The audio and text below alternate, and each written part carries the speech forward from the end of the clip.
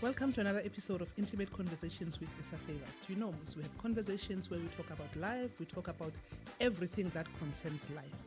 And today, I am having with me a mother. And by the way, it is the first time we're doing a virtual one. So if something goes wrong, please bear with us. But we've tried our level best to make sure that everything is perfect. But if you ever find ourselves with it is the first time and it has taken us so much, but we are here and we are ready to have a conversation.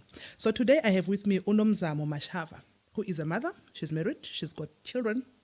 And I can imagine that as a parent, when you give birth to a child, you have these expectations that you're going to have a child who, according to what people will say, it's normal.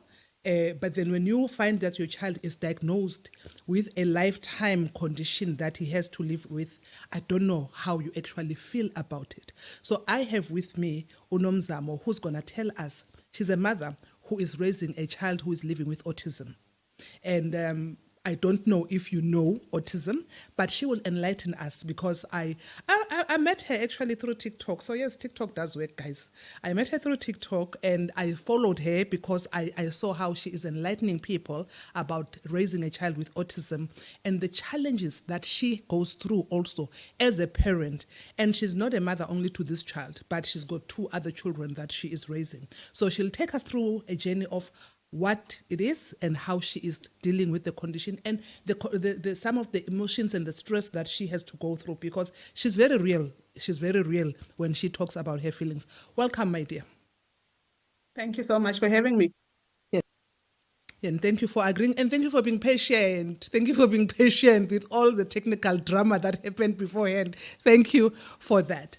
So you've got our boy. I've seen our boy because for now you don't even hide here. Ukwezi. Tell us, firstly, maybe let's just enlighten somebody. When they say you have a child or on autism, what is actually autism? Let's enlighten that so that people can understand and then we'll come to the other processes of how you felt when you then had to. Let's start with what is autism? Autism is I forget the word, but how I've seen it manifest in my son is that he wouldn't speak until around 3.5 years to 4, and he would also get overstimulated with sound and movement around. So he would block his ears, move back and forth.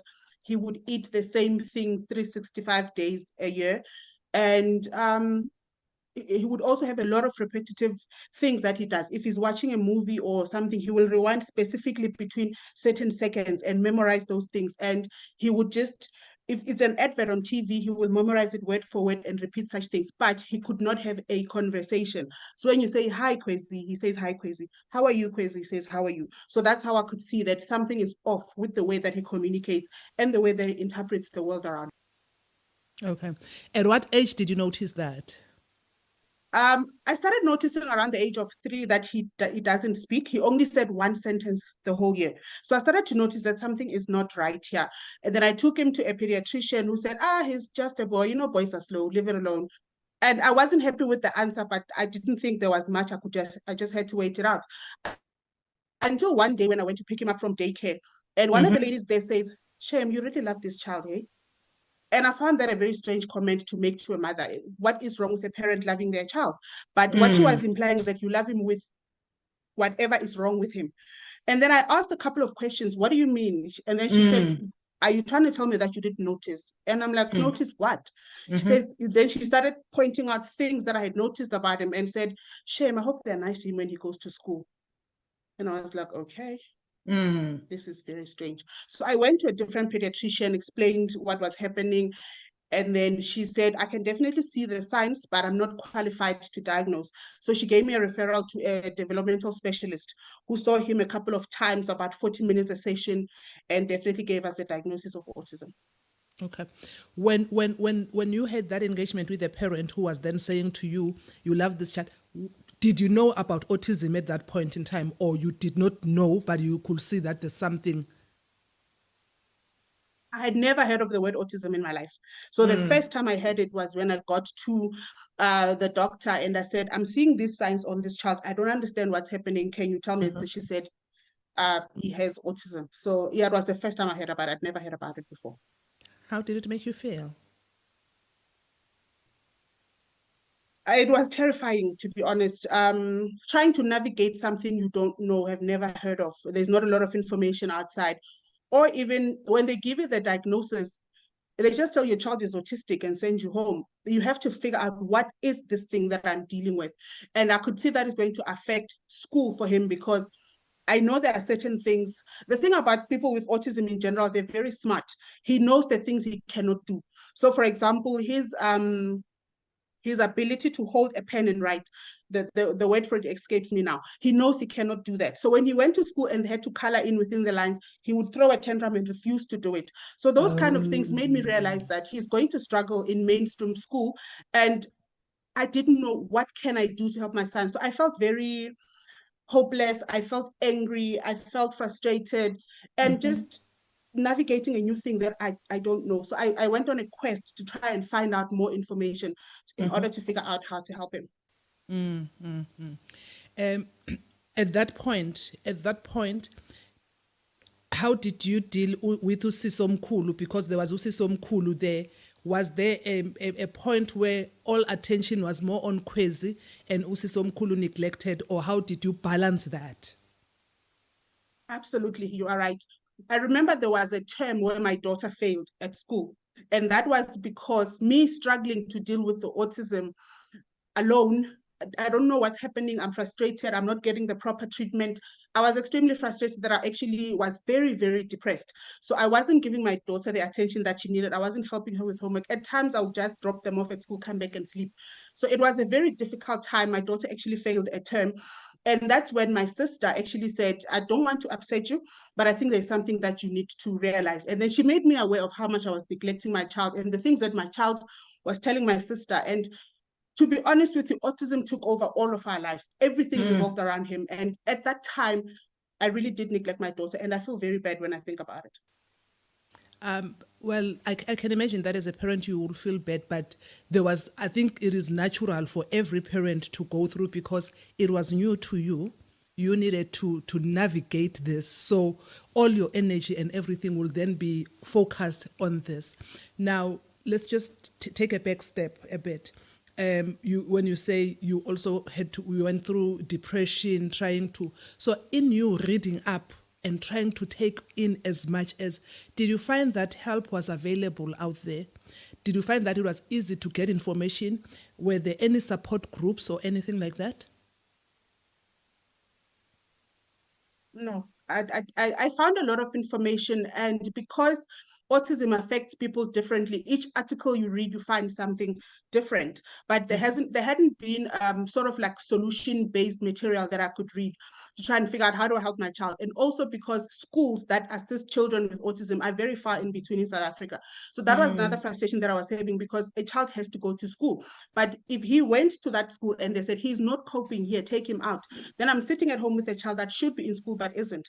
So that's part of what I had to deal with as well, to try and figure things out on my own because I didn't even know of a support group. I actually just joined one about 3 to 4 weeks ago after dealing with all of this on my own, just figuring things out as and when they happen. So there was no support at all. Because he's now 8 years old, right? So for the past 5 years, you've been navigating without any support. Ne? Now, you are saying the schools that can accommodate children with autism or people living with autism, they are far. So did you find that even the special schools that are available are also not really geared up to accommodate them? Because of course I take it that you took him out of mainstream and you had to take him to a special school.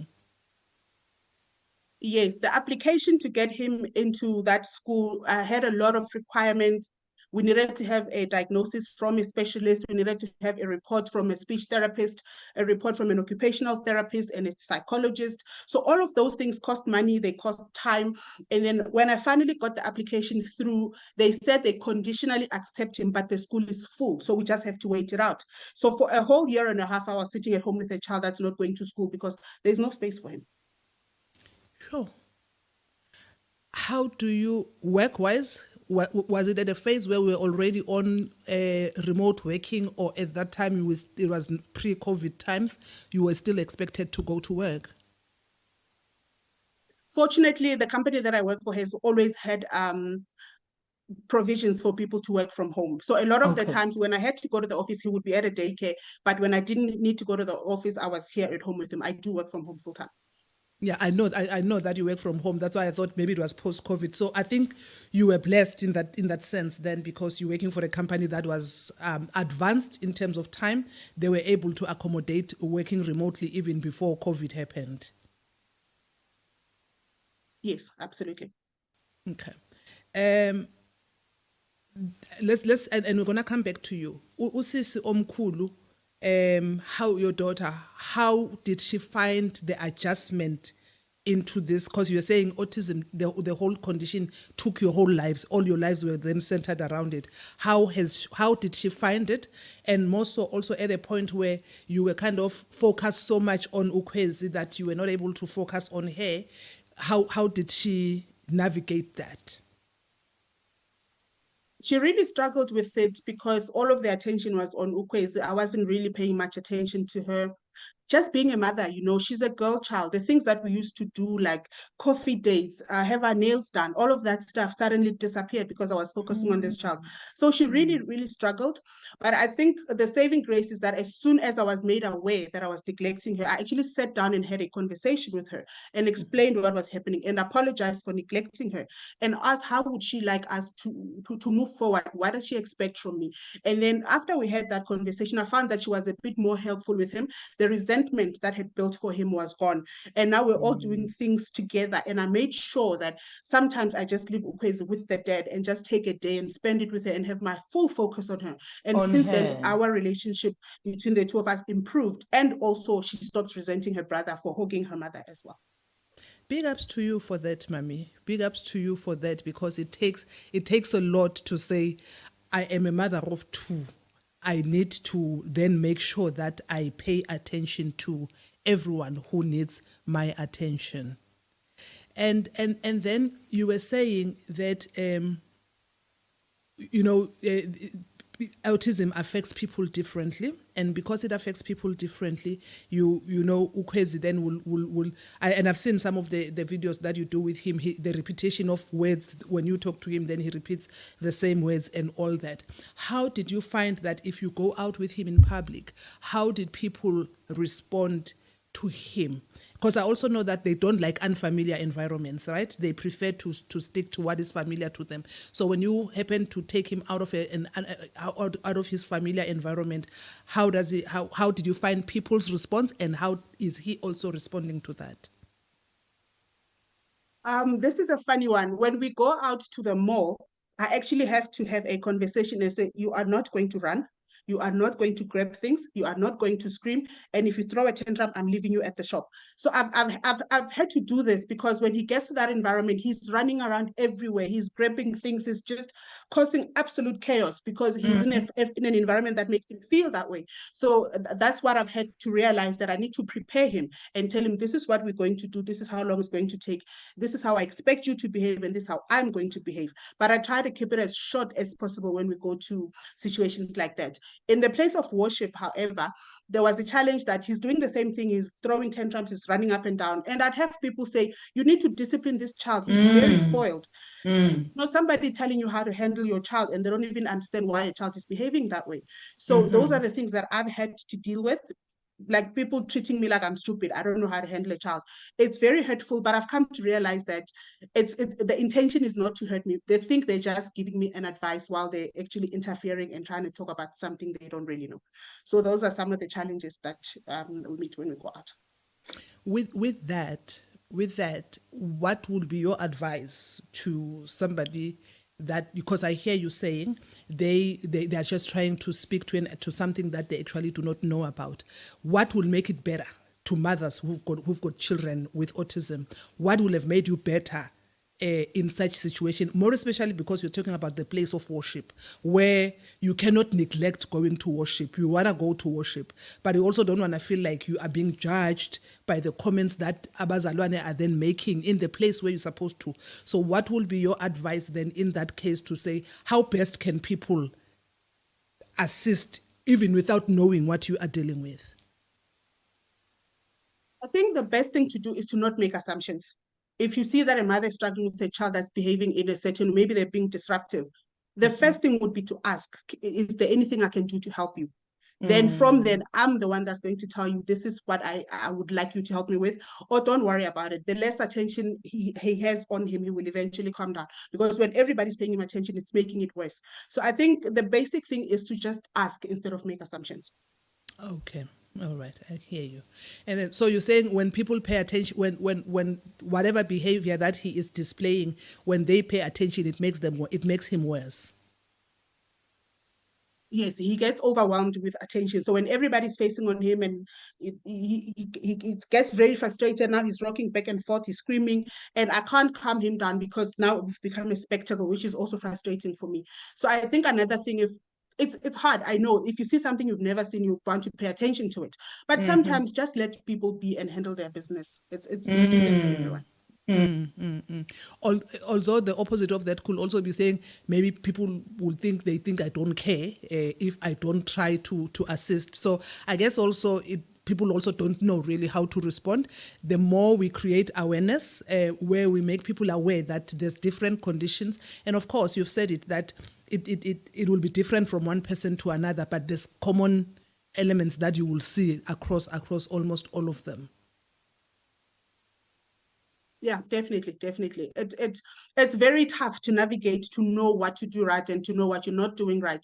But I think for me, the realization that whatever it is that a person will do or will say does not come from a place of trying to be mean. Sometimes just fascination with something they've never seen. Sometimes, like I said, they think they are helping. So it's because you live with this thing 24 hours, you're tired, you're frustrated, you're angry, that any little thing is bound to tick you off because you live in a state of complete awareness all the time. Because another thing with autistic people, especially my son, is that they have no sense of danger.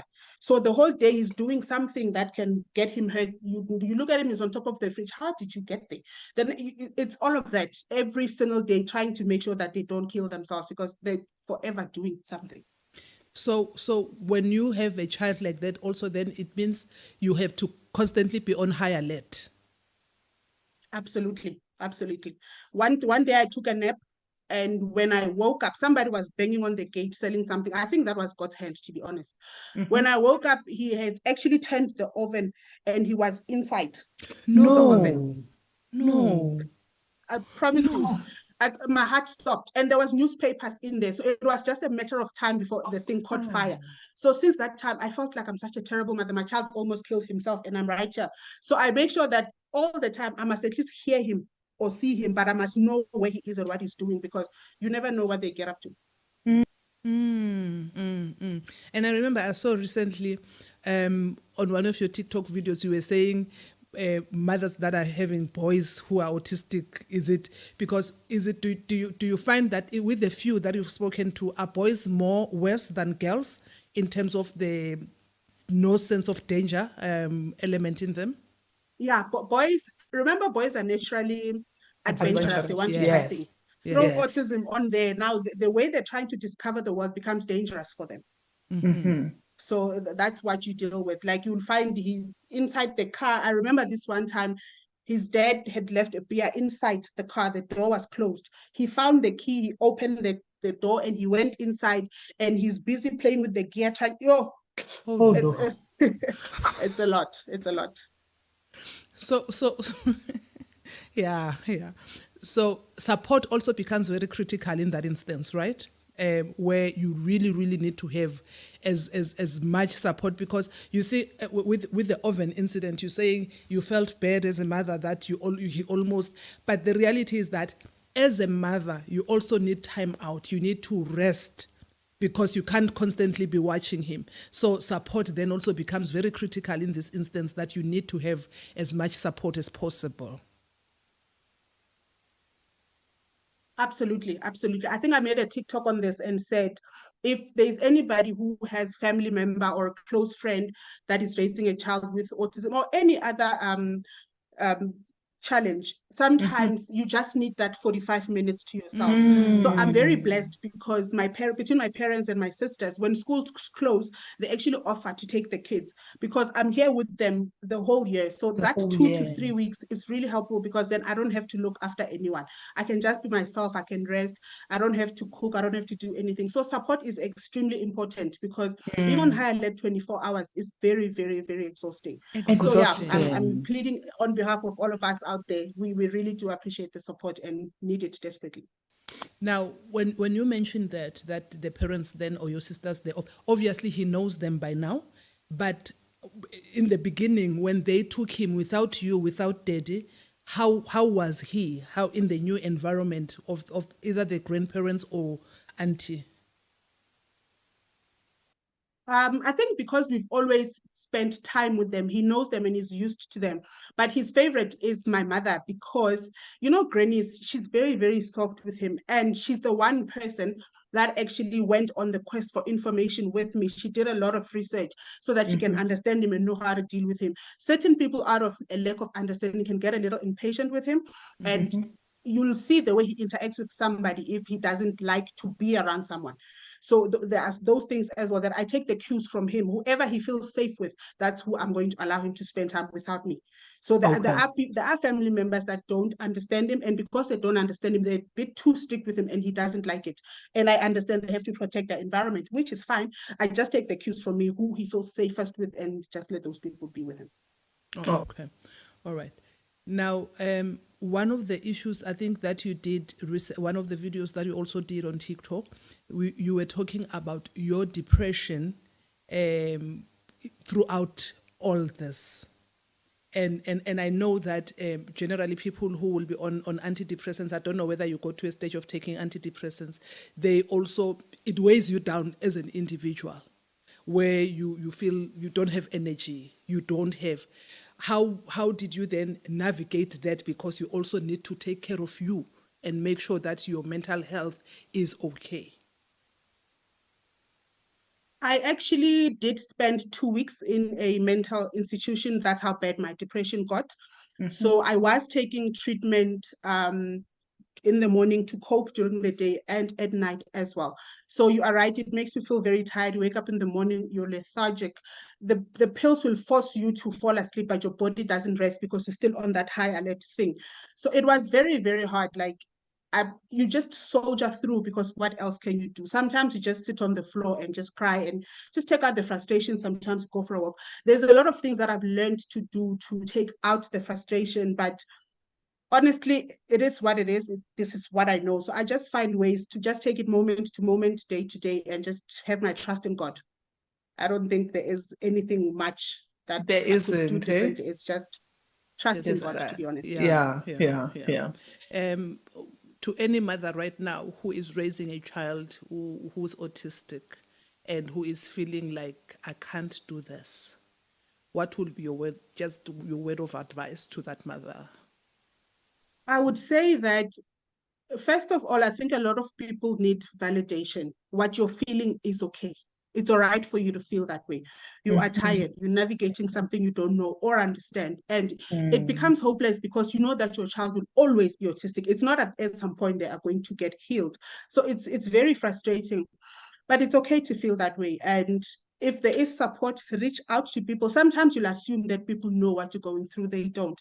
Ask for help. And when somebody does offer, I know it's hard sometimes to let go of a child because when you can't see them, you wonder if somebody's treating them right. Find somebody that you know you can trust, that they can be with your child and you can look after yourself, because you cannot care for other people if you don't care for yourself. And when you are frustrated, the child can sense that too. So it just makes everything worse. So I think with the mothers, all I can say is that they must prioritize self-care, reach out for help, and just do the best that they can do. God will do the rest. Okay. On self-care, I know that you've spoken about the holidays that then the parents, your sister will then take them during. How do you also prioritize your self-care during the course of the year, considering that there's also work that needs, so you've got, you need to deliver on certain things in terms of work. So how do you prioritize that? On weekends here at home, when my husband is here, they know that on Saturday I sleep in. So nobody wakes me up unless the house is burning. They let me sleep. I'll wake up around 2. And even the food, they take care of that as well. So on weekends, I get to have a little bit of relief because when he's here, he takes care of the things so that I can just literally rest and not have to take care of anyone but myself. Okay, all right. Because that is critical. You've said it already that if you are not okay, you will not be able to give, and then you will give more frustration more than anything else. And when you give that frustration, then they get also very frustrated in the process. And I also To take care of yourself because they feed off your energy. your energy. And I also love what you said, to say in terms of UCC, you also made sure Uguti you prioritize time out with her, so that she also knows that I am an individual in Mama's life. I am an individual, and there is time for me also. Absolutely. Each child needs to feel taken care of. And because we're a family unit, if you focus on one person, then the relationship between the siblings is not going to be a healthy one.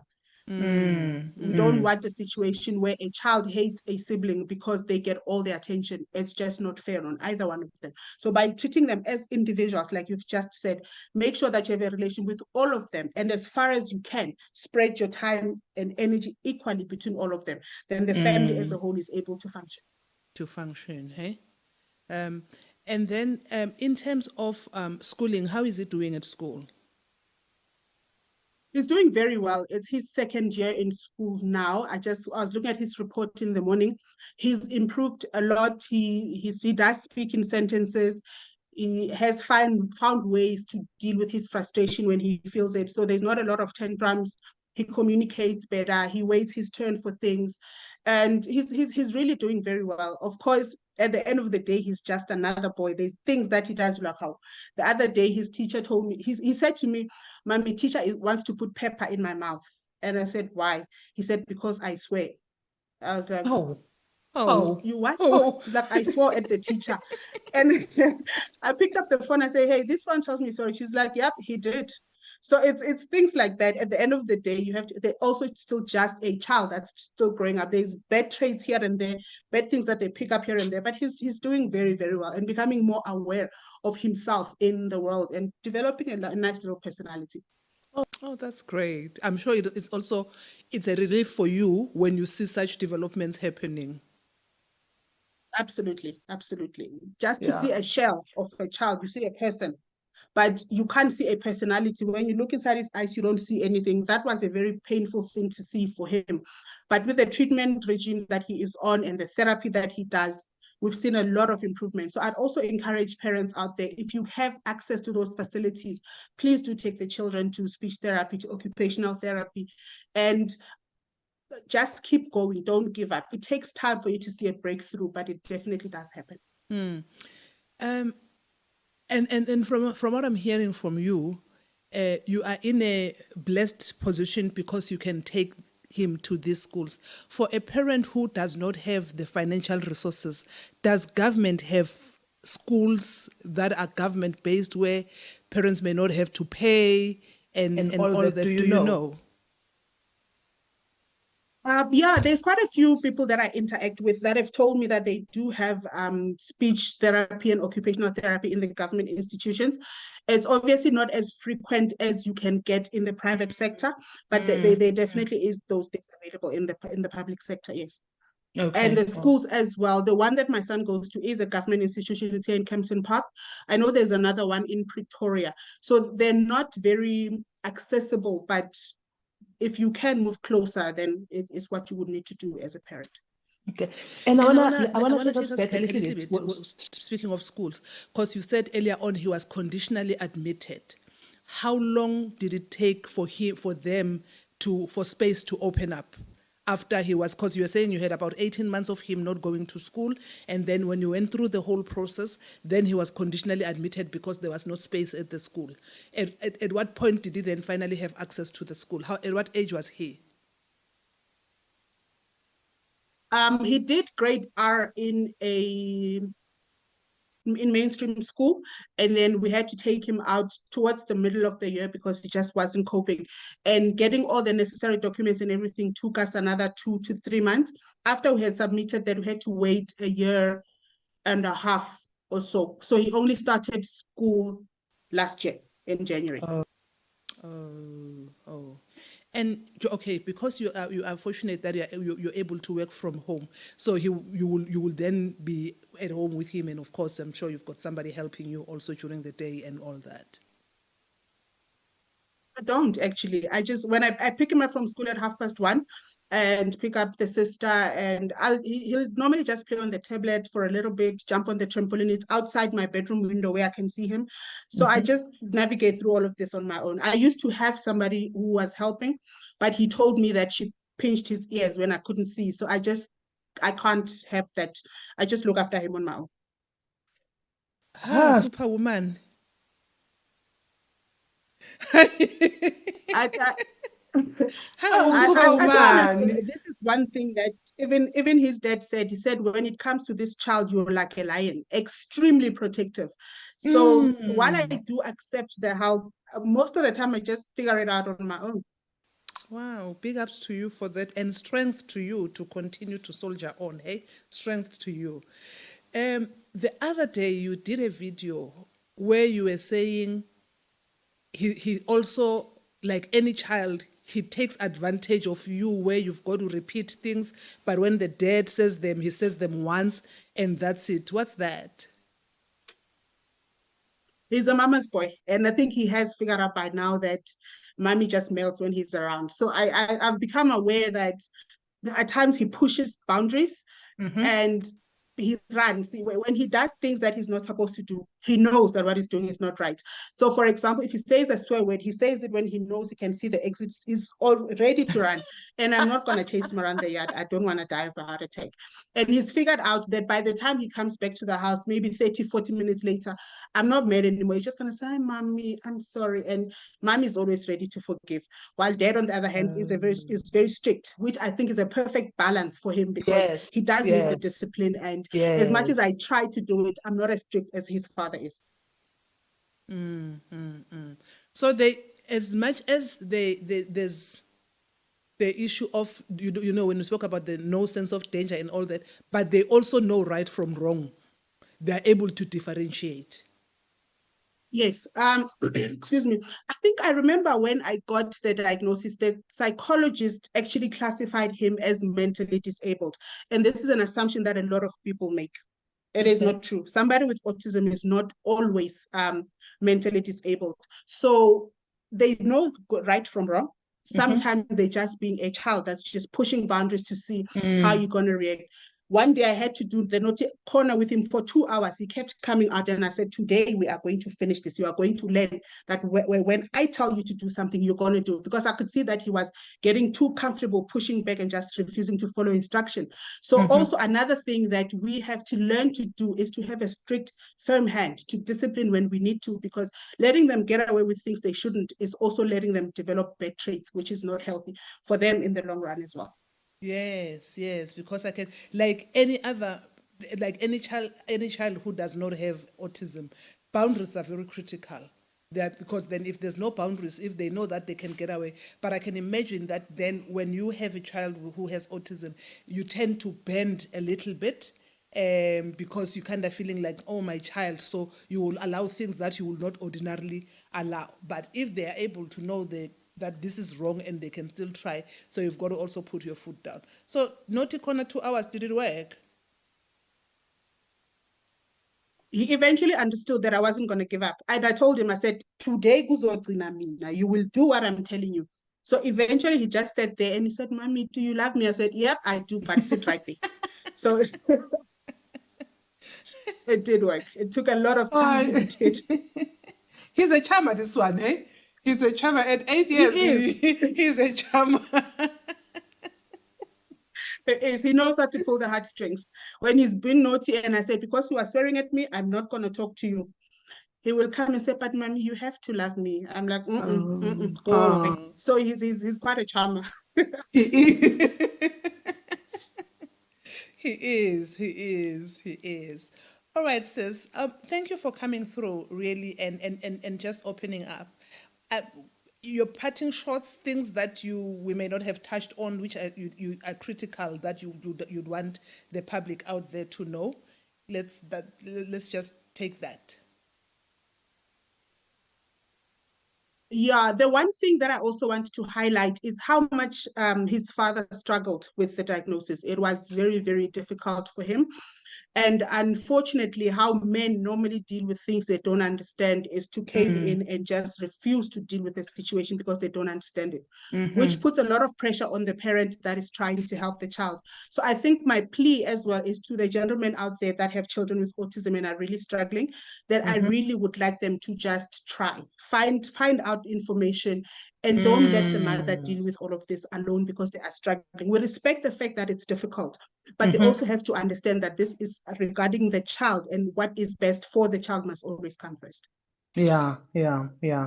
That's true because, and I know that our focus has been mainly on you, Mami, and we had not touched on Daddy, but I can imagine that probably for Daddy also it was his boy child.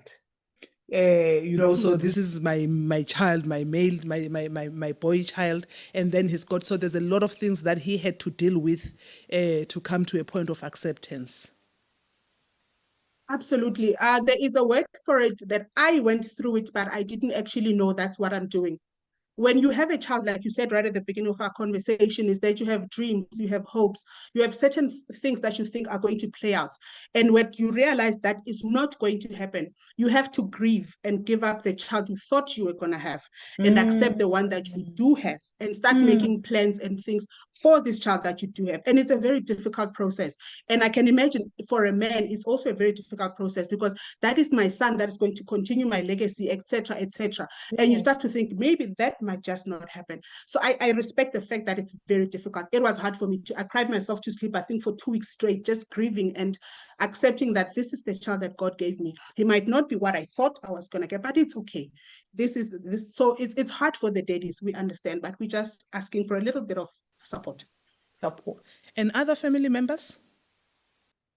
Yeah, with other family members, I think just to also try and understand, because like I think I might have touched on this, that there are certain things that they don't understand, certain behavior that they don't expect and don't understand. Like if a child, when he's hungry and he sees something to eat, he's just going to grab it and eat. But in He's not certain gonna households, ask. things have to be done in a you have to go and ask and things like that, which is not wrong. But if they understand that this child is like this, they're able to handle things in a different way that does not antagonize or hurt the kid. So with other family members as well, just a bit of understanding and lots of love for the kid and not treating them like something is wrong with them. That is also great. Okay.